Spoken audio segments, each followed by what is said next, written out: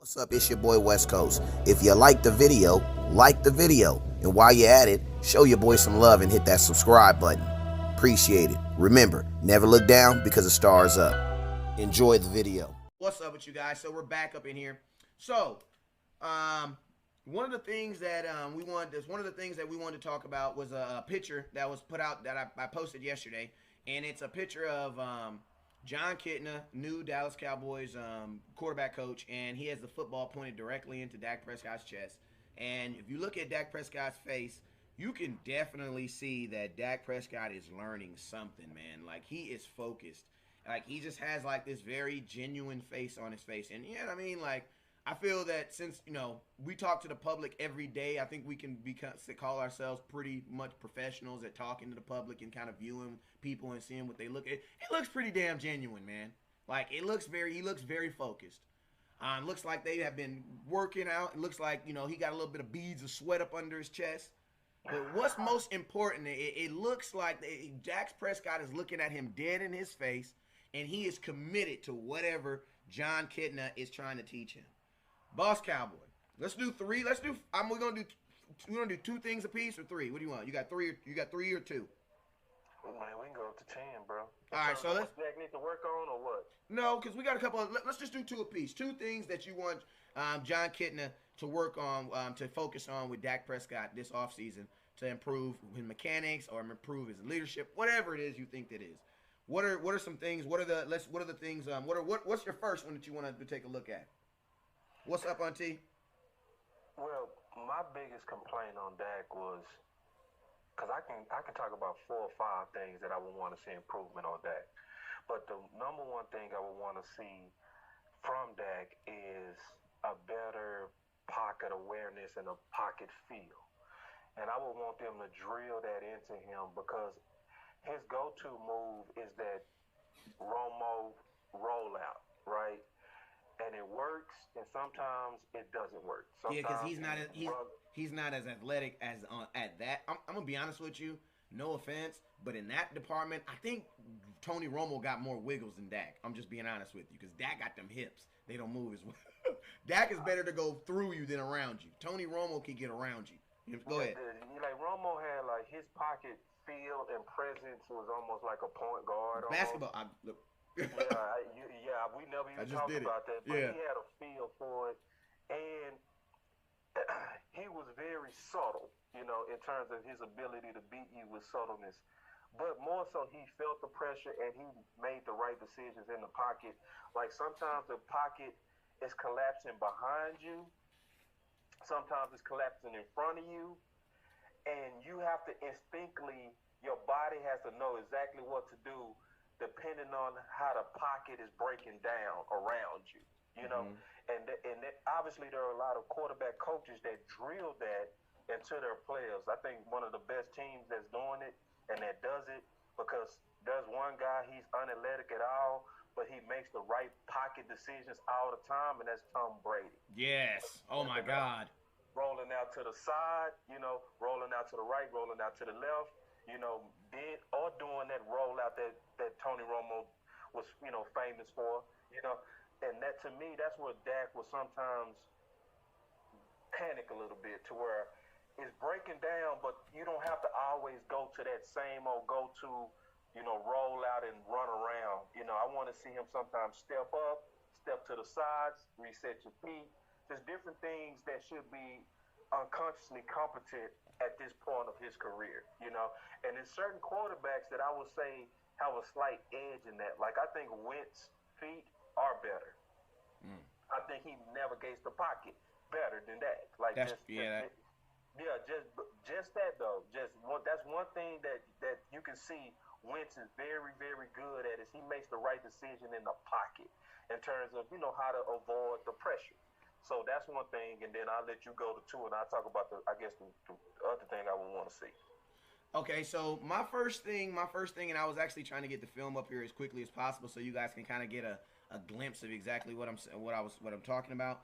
But one of my biggest things that I want Jon Kitna to kind of do is it's forgetting the big play. You know what I'm saying? Just like I could say, people say, forget the bad plays, but I think for the most part, Dak does a pretty good job of forgetting when he makes a mistake and just going out there and just say, "Oh man, I'm Dak Prescott. Ain't nobody about to take my job. I'm about to go out here and win this game." Like he's shown time and time that he's really good at making a mistake and then coming back and making a big play. You know what I'm saying? And winning you a game too. You know what I'm saying? But something that I think that I do want to see my quarterback work on is forgetting the big play, because there was a situation in the Saints game. It was a 3rd and 9. I was trying to get it up so you guys can see it, but it's a 3rd and 9 play, and Dak Prescott literally, it was in the 4th quarter. He rolls out, he runs, and he gets the first down.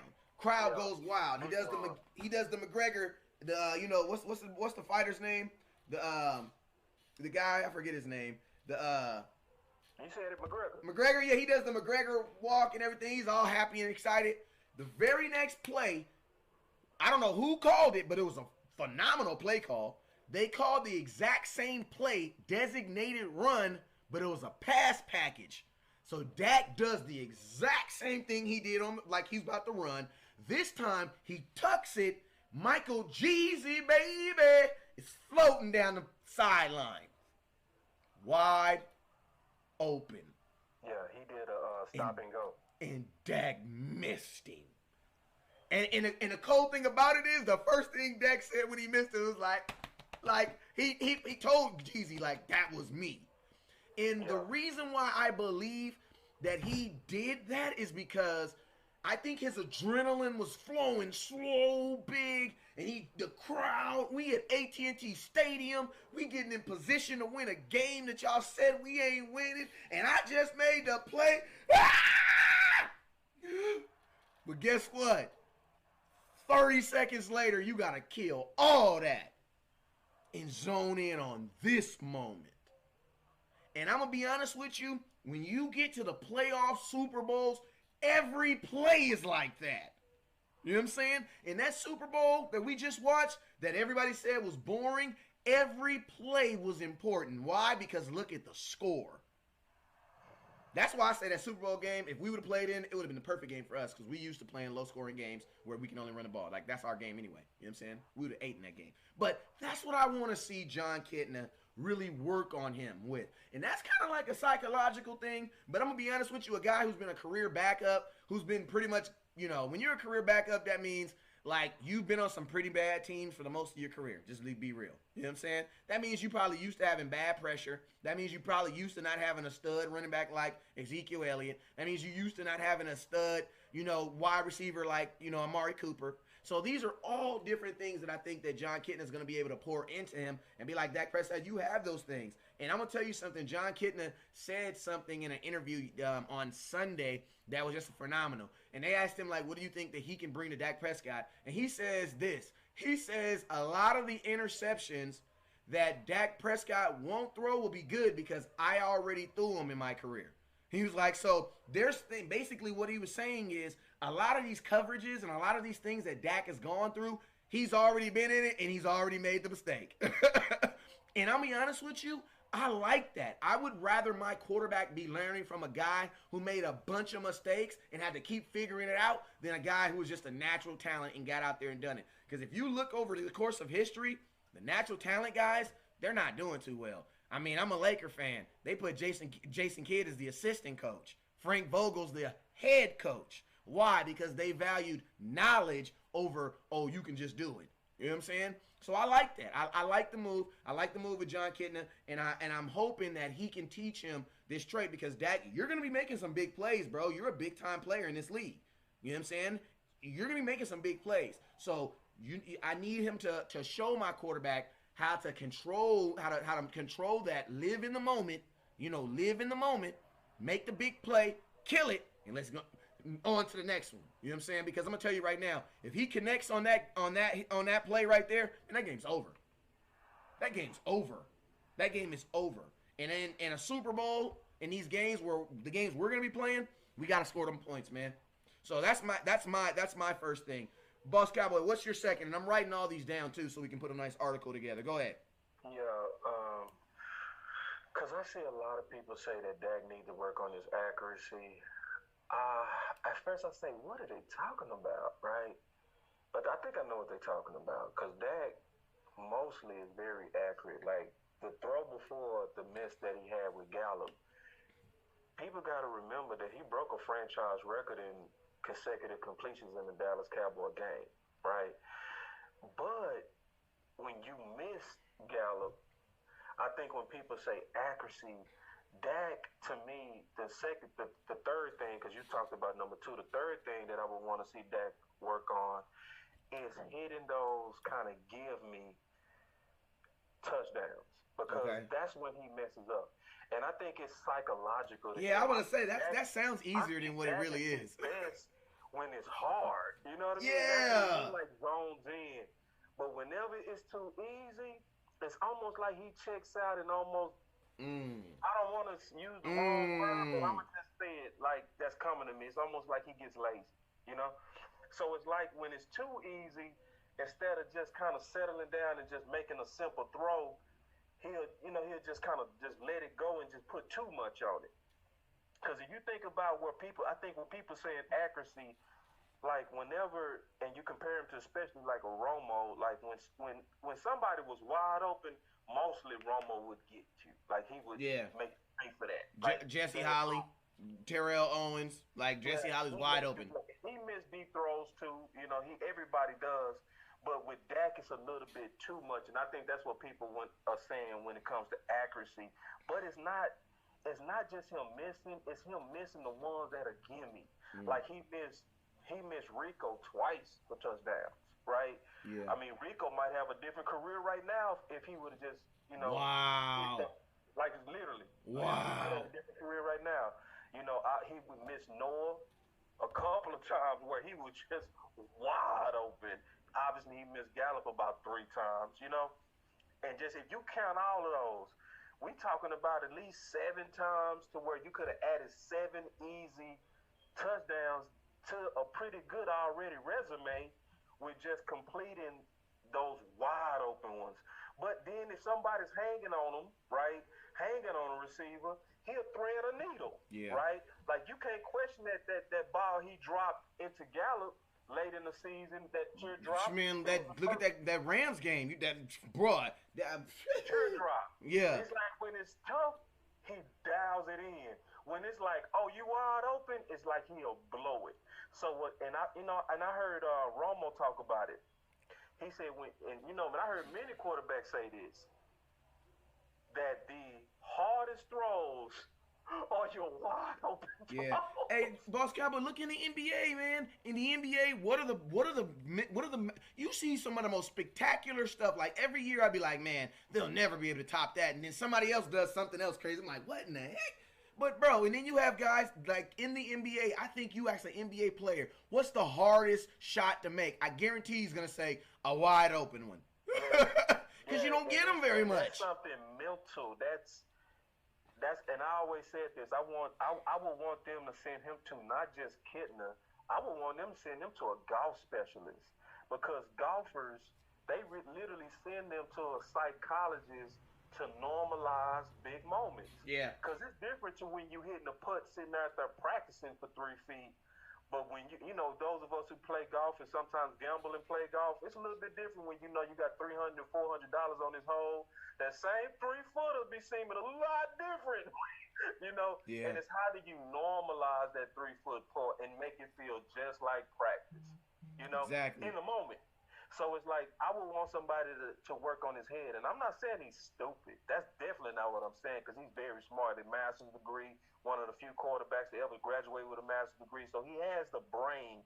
It's something that's, to me, kind of clicking off when it just looks too easy. It just, it just doesn't snap to him, and he kind of takes something off, and it doesn't execute. So if Kitna can fix that, poof.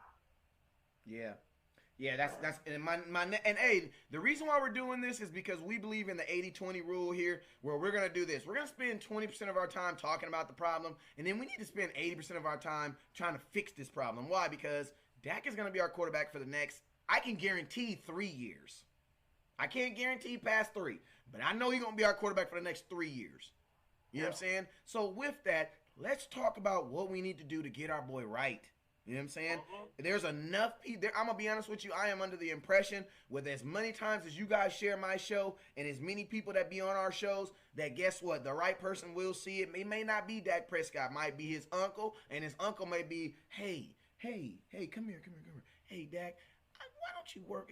Maybe you should work a little bit on, hitting the gimme teach touchdowns. And, maybe you should kind of slow that energy down. And Dax be like, you know what? I'll work on that.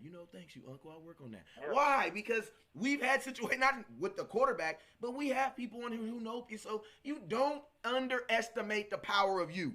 You know what I'm saying? Don't underestimate it. You know what I'm saying? Yeah, don't underestimate the power of the nation. All right. My fourth thing, and everything that I'm talking about is none of this stuff is personal. These are all, if you notice, situational things that reoccurred last year. You know what I'm saying? So this is how we prevent these things from happening last year. Now, there was a situation last year where on several occasions players said that the play calling was not good, right? Okay.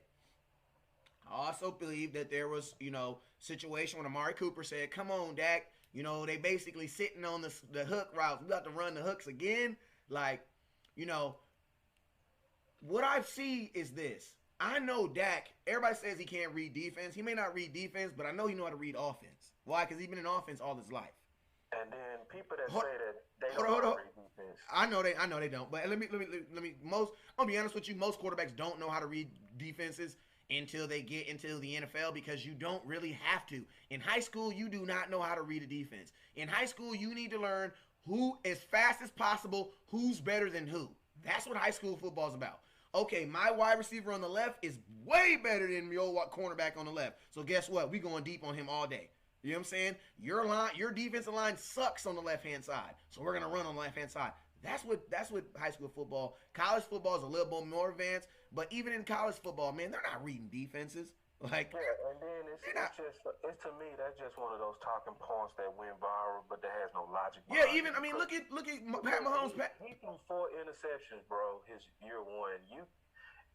I know, but that ain't the discussion. We ain't gonna go into it. But I'm just saying, a quarterback more than that if he don't know how to read a defense. Exactly. Right? Pat Mahomes said that he didn't. Pat Mahomes had problems. The indication of not being able to read a defense is interceptions.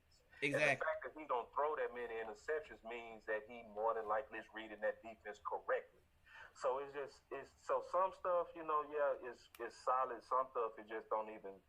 Yeah, I feel you, but like I said, that's neither here. We can go on that. That's neither here nor yeah, there. We can go.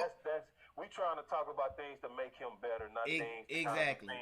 The naysayers. Exactly. So my thing, but what I will admit is this though. This is what I will admit though. Dak Prescott needs to, just like Amari Cooper did. Amari Cooper recognized that there was a problem, and he voiced it. That's what I want you guys to see.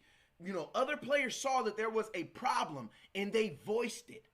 I need to, Dak, when we pay you $30 million, bro, I know you are quiet. I know you humble. I love it, bro. I love it. But there's some goddamn times I need you to hire fire, man.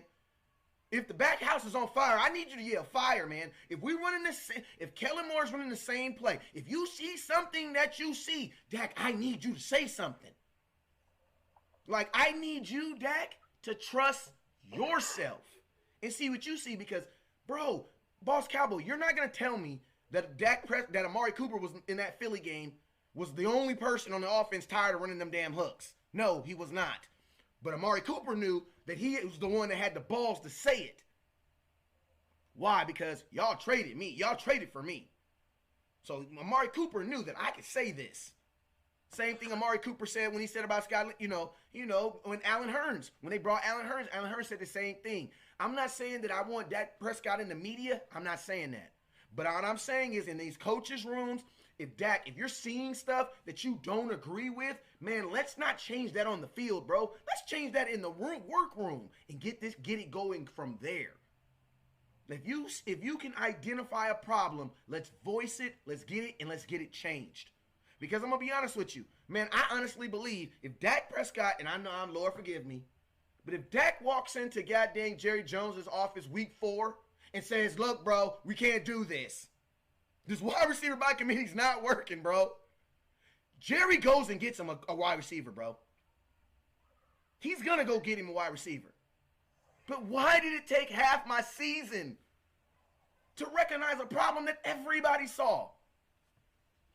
You know what I'm saying? That's what I'm saying. I want to push back just a little bit because I definitely agree with you, but I also kind of see why he would fall for. Yeah, I understand, but that's what I'm saying. Going forward, I mean, we don't got to justify why he did it then. Going forward, absolutely. You know what I'm saying? Because you know what I'm saying, but going forward, like you want him to be more assertive because now after you get your money, now before. You probably want to kind of keep your lips shut a little bit, especially if you saw Dez get cut. I'm being honest about anemic play calling. So you played it safe last year, Dak. Yep. After you get paid, after you get, after that, hit that bank. I 100% agree, West Coast. This is now when Dak is paid. This is the time he should be able to not even, if their door is not open, you open the door. Yep. Some say we have an open door policy, but really they still controlling and they communists. It don't matter. You still now because you want to win and now that you're paid, say what's on your mind. And that's an excellent point because I think Cooper kind of suffered the consequences of speaking out too. I think he suffered. And that's neither here nor there. I mean, that Atlanta game was definitely more. Yeah, because see, if you look at it, that was Cooper's biggest game. And go check behind Boss Cap on this because I did do my research on this. So what I'm getting ready to tell you is true. So they was building Cooper up in terms of his snaps per game, right? And obviously you need to do that gradually because he's learning the offense. He was a new acquisition. So you can't just throw him out there. He's not going to know 100% of what Hearns and Cole and everybody that's been in this system for a while would know. So they was weaning him into the offense. By the time they got to Philly, his snaps was at 90%. Yeah. It was the Philly game where he spoke out. And when he spoke out, go look at the snap counts after he spoke out. It went right back down. It almost seems like he wanted to smack his hand, but he couldn't because he knew he needed him. You know what I'm saying? Yeah. But where he could limit him, he limited him. That's why when they fired Scott Linehan, James Slater literally said that the players came to feel that if Scott Linehan had something against you, that he played you less. Yes. And they looking at that not from just Dez, they was looking at that from Cooper. Yep. You look at his snap counts go from 90% to 85 to 70%. You looking at people that are not suited to run certain routes, but they running the routes that he would have been better on, like those times where they were sending Allen Hearns on fade routes, and we over here like, he's a slot. He's really a slot. He should not be doing that. Noah Brown. Yeah. And it's like, I mean, Noah Brown over Cooper for a deep route? Why? Like, why? Like, you got a real killer in Cooper that would have more than likely executed that. And you going to put this slow guy, the 7th round out there with little experience, but you just feel like this committee is going to work. No, Scott, that was your ego. And that was clearly your ego. Especially when you look at the other receivers across the league, and you see how they hardly lead a game. Yeah. You go look at Hopkins, and you go look at Antonio Brown and Juju, even some of the number 2s are literally in the game 98% of snaps. Go just look up snap counts per game. And if you go look at snap counts per game and look at Dallas versus other receivers, you're probably going to want to hire Scott Linehan yourself to slap him and fire him again. Yeah, because, I mean, and that's just, and you keep it like this, man. As much as you're paying these offensive weapons, that's like common sense. Yeah, like, put him out there. You're going to use the one that you spent the most money for, right? That's what's common sense. All right, so this was a great conversation that we had right now. We basically went over 4 things we want Jon Kitna to take a look at with Dak Prescott. First was pocket awareness. Second was slow your energy, forget the big play. Third was hit the gimme touchdowns, and fourth was see the problem before see the problem first. Say it. Verbalize it. Verbalize the problem. Now, don't go with the flow. Don't go with the politics. Speak out against it now. Romo said things that when he didn't like it, he checked out of it. Yes, he did. And that's why they got mad at bro. D-A-M-N, bro. He didn't care. Yeah. Like people look, like you always bring this up, that Green Bay throw against Dez. That was really a dumb throw. Yeah, any other game, any other team, I think, honestly, any other team I think would probably have checked into a different play. But the Dallas Cowboys, Romo and Dez, Romo, yeah. He checked to a fade. Yeah. But that was Romo being Romo. He was like, I believe this. I believe my offseason with Dez. We've done this 100 times. And he caught it, though. I know exactly how to high point this. And this is where I have confidence. And everybody be damn, I'm throwing it. And guess what? Dez caught it. Dez caught it. You just got robbed. But at the end of the day, that was big old BALLS by Romo. Yeah. And that was Romo being Romo. Like, look, when it comes down to, like, I can run your little weak play, Scott, or this is what I believe in as the quarterback. And I want to add one more thing to the checklist on that.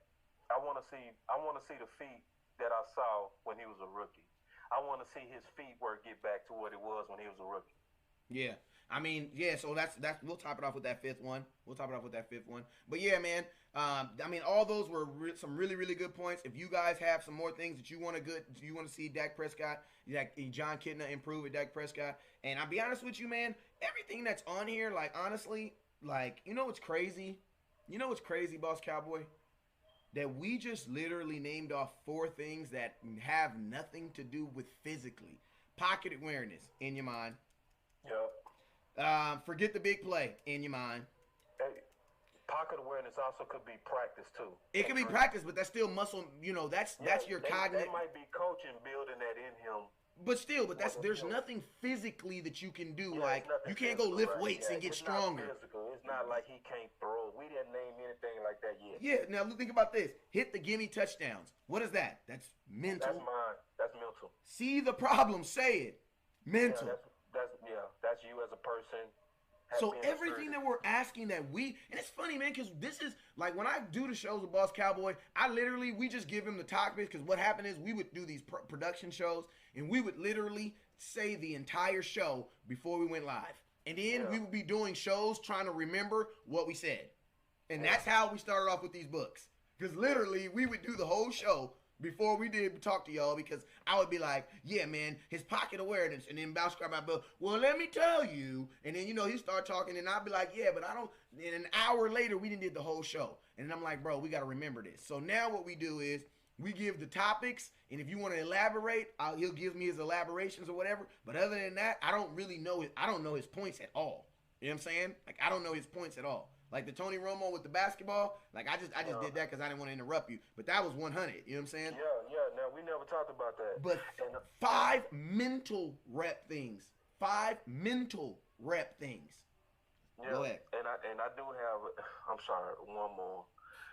And this is Wentz and Dak struggle with this, in my opinion. Sometimes you got to know when to give up. Oh, yeah. Dak's gotten better. He got better at that, though, because remember the fumbles. You're right. See, that's why, you're right. The second half of the season. Yeah, the fumbles. Obviously got better at that. Like, really, he really did. But I would say that because we saw it early, that it would be something that I was still drilling to him to make sure that he begins the season how he ended the season. Yeah. But he was definitely more aware. But I will want him to know when to quit and make sure he knows when to go ahead and just give it up and go to the next play. Yeah, and the cool thing about Jon Kitna, I need y'all to go with me on this bunny trail, is this. Jon Kitna lost a bunch of games in his career, right? So you know what that means? There was a bunch of games in his career where he was down and he was trying to come back. Dak is really good at that. So he'll be able to tell Dak, yo, let it go. You know what I'm saying? Yeah. And that's what he also said, and that's why I love that point that he made when he said, the great thing about me is I've thrown every interception that Dak doesn't have to throw. You know what I'm saying? Right. Basically meaning since Dak, for all y'all folks who say that, he can't read coverage, guess what? It's no problem. Because I'm going to be reading coverages with him. That's what I heard. I'm going to be reading the coverage with him. You know what I'm saying? Right. And fans really need to stop saying that. Unless you're investing into coaching tape, you can't see the defense yourself. Nope. Because the camera's only going to show the ball. So when you're looking at Dak, you can't see what he sees. Nope. So sometimes we'll say, Dak need to release and get rid of the football.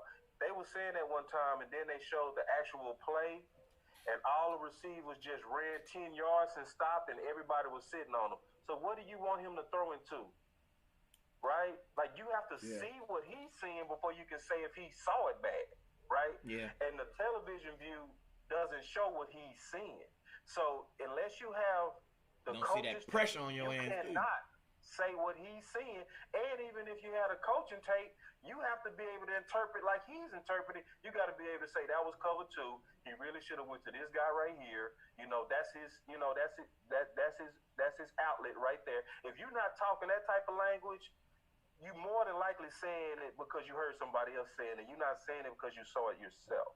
You know, so there are some things I can say about Dak because we can clearly see it. There are certain things that are just talking points that we picked up along the way. Yeah, that's a good point.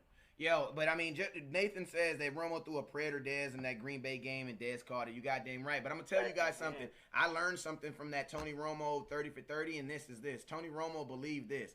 And this is called culture, and you never go against your culture. They said this, that they had worked so much in the offseason between Dez and Tony Romo that if it was single man safety and Dez was pressed with a corner in front of him, you're getting the ball. I do not care what the play is. You are getting the ball. And guess what? That's why Dez had 16 touchdowns in 2016. Like, that's your culture. When your culture is winning and it's succeeding and you're there and it's doing that. And we was dueling with Green Bay at that point.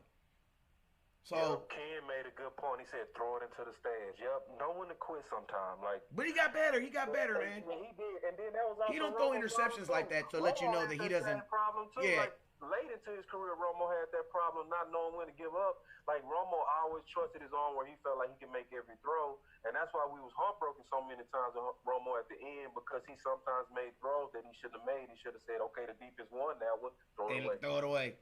But Dak don't really got that problem. I don't think Dak has that problem.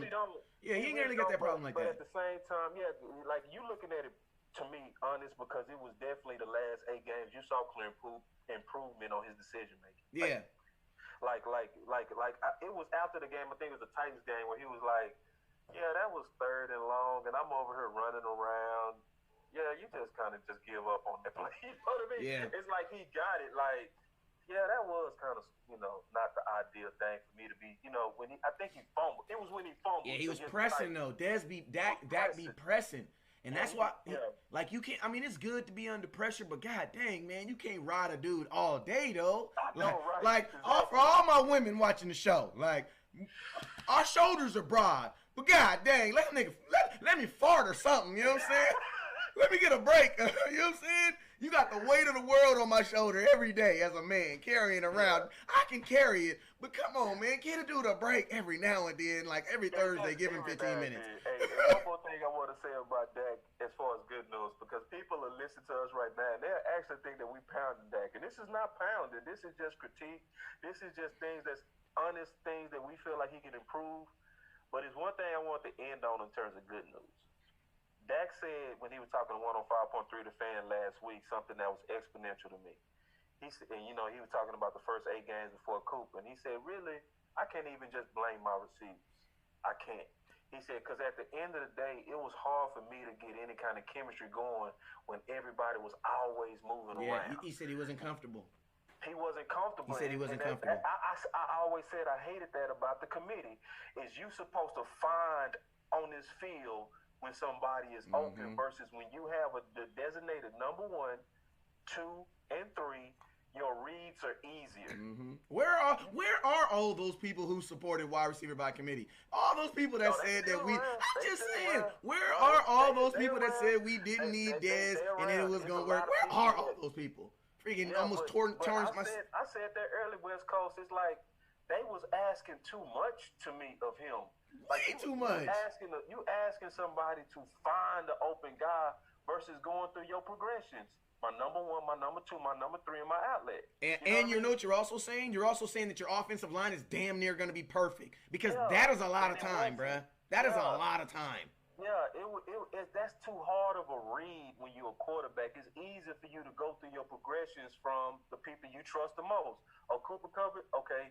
My next one, You know, it's easy to go through your progressions that way versus let me just find the guy that's open. And you want to do that on every single play? Every single play. Every single play? Lot, that's asking a lot, bro. That's asking a lot. So it's no wonder that once they got Cooper, he just opened up because his reads was easier.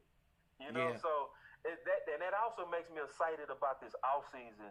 That he also had an offseason full of committee versus now he going into an offseason, really that's going to be my number 1, my number 2, and my number 3. And he's going to be able to master them versus I have to master 6 guys, really master 3, and the others are interchangeable. Yep. All right, so our last thing that we want to talk about tonight before our last, let's take our final commercial. Breezy. What's up? It's your boy West Coast. If you like the video, like the video. And while you're at it, show your boy some love and hit that subscribe button. Appreciate it. Remember, never look down because the star is up. Enjoy the video.